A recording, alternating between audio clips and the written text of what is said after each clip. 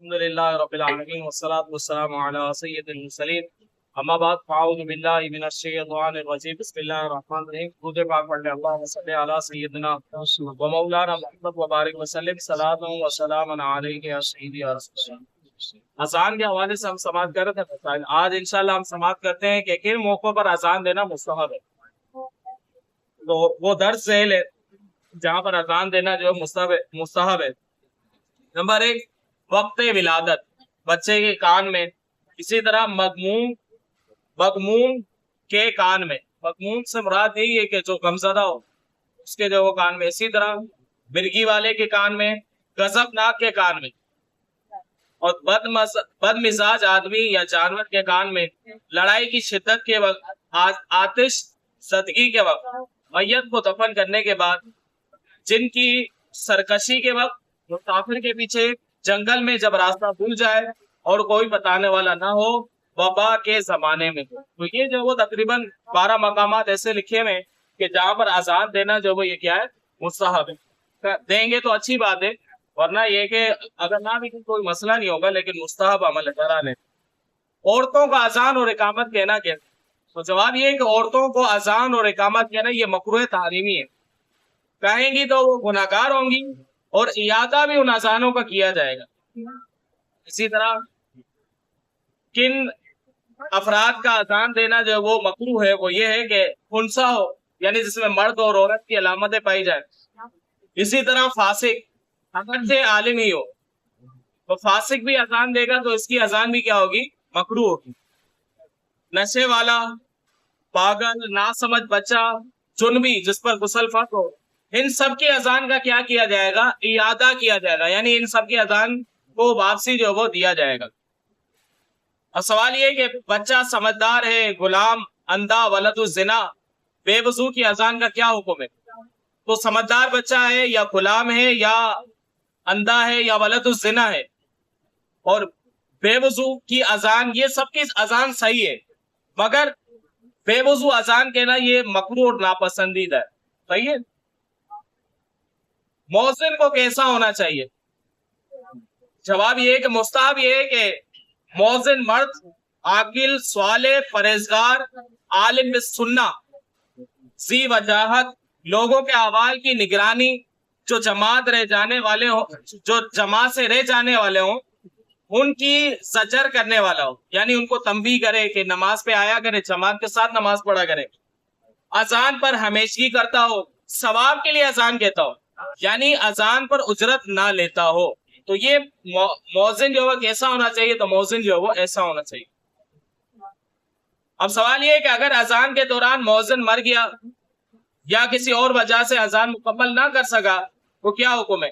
جواب یہ کہ اگر اذان کے دوران مؤذن کا انتقال ہو جاتا ہے، یا اس کی زبان جو بند ہو جاتی ہے، یا رک گیا، یا کوئی بتانے والا نہیں، یا اس کا وضو ٹوٹ گیا اور وضو کرنے کے لیے چلا گیا، یا بے ہوش ہو گیا، ان سب صورتوں میں سرے سے اذان کہی جائے گی۔ وہی اذان وہی کہے یا دوسرا کہے، وہی شخص بھی کہہ سکتا ہے یا دوسرا بھی کہہ سکتا ہے۔ جس کا انتقال ہوا وہ تو دوبارہ نہیں کہہ سکتا، لیکن جو دوسرے افراد ہیں وہ بھی دے سکتے ہیں، ان کے علاوہ دوسرے افراد بھی اذان دے سکتے ہیں۔ اذان جو ہے وہ کھڑے ہو کر دینی ہے، بیٹھ کر اذان دینا یہ بھی مکروہ ہے۔ اگر کسی نے بیٹھ کر اذان دی تو پھر ایسے صورت میں اس اذان کا کیا کیا جائے گا؟ اعادہ کیا جائے گا، یعنی واپسی جو ہے وہ اذان دی جائے گی۔ اذان کس رخ کی طرف جو ہے وہ دینی چاہیے؟ جواب یہ ہے اذان قبلہ رخ ہے اور اس کے خلاف کرنا مکروہ ہے، اس کا بھی کیا کیا جائے گا؟ اعادہ کیا جائے گا، یعنی واپسی جو ہے وہ دی جائے گی اذان۔ دوران اذان بات چیت کرنے کا حکم۔ اثناء اذان میں بات چیت کرنا منع ہے، اگر کلام کیا تو پھر سے اذان کہے۔ یہ اذان کہنے والے کے لیے کہ اذان کہنے والا دوران اذان جو ہے وہ گفتگو نہ کرے۔ ویسے جو اذان سننے والا اس کے لیے بھی یہی حکم ہے کہ اذان کے دوران وہ کیا کرے؟ کام کاج کو روک لے اور اذان کو سماعت کرے۔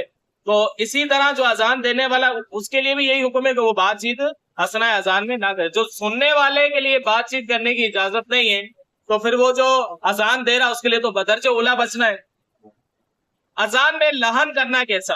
لحن سے مراد کیا ہے وہ مثال بھی آئے گی۔ کلمات اذان میں لحن یہ حرام ہے۔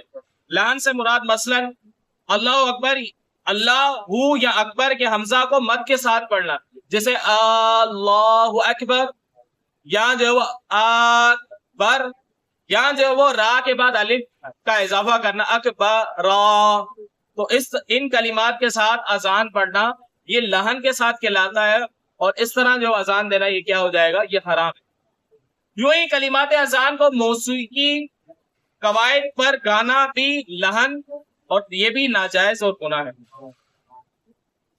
مسجد میں اذان دینے کا کیا حکم ہے؟ تو مسجد میں اذان کہنا یہ کیا ہے، مکروہ ہے، لہذا مسجد سے باہر اذان دی جائے.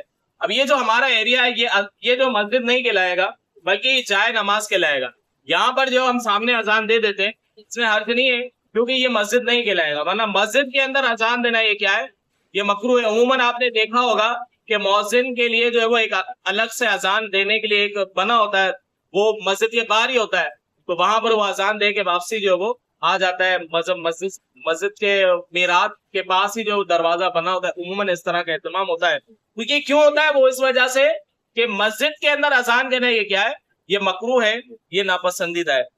کلمات اذان ٹھہر ٹھہر کے پڑھے یا جلدی جلدی؟ تو جواب یہ ہے اذان کے کلمات ٹھہر ٹھہر کے کہے. اللہ اکبر دونوں مل کر ایک کلمہ ہے، دونوں کے بعد سکتہ کرے یعنی ٹھہرے، درمیان میں نہیں. سکتے کی مقدار یہ ہے کہ جواب دینے والا جواب دے لے، اور سکتہ کا ترک جو ہے وہ کیا ہے، مکروہ ہے. مطلب اگر کسی نے سکتہ نہیں کیا اللہ اکبر اللہ اکبر اللہ اکبر اللہ اکبر، اگر کسی نے ڈائریکٹ ہی کہہ دیا سکتہ نہیں کیا تو ایسا کرنا کیا ہے، مکروہ ہے. ایسی اذان کا بھی کیا کیا جائے گا، اعادہ کیا جائے گا، یعنی واپسی جو وہ اذان دینی پڑے گی. اللہ رب العزت سے دعا ہے کہ اللہ تبارک و تعالی علم دین سیکھ کر اس پر عمل کرنے کی توفیق عطا فرمائے.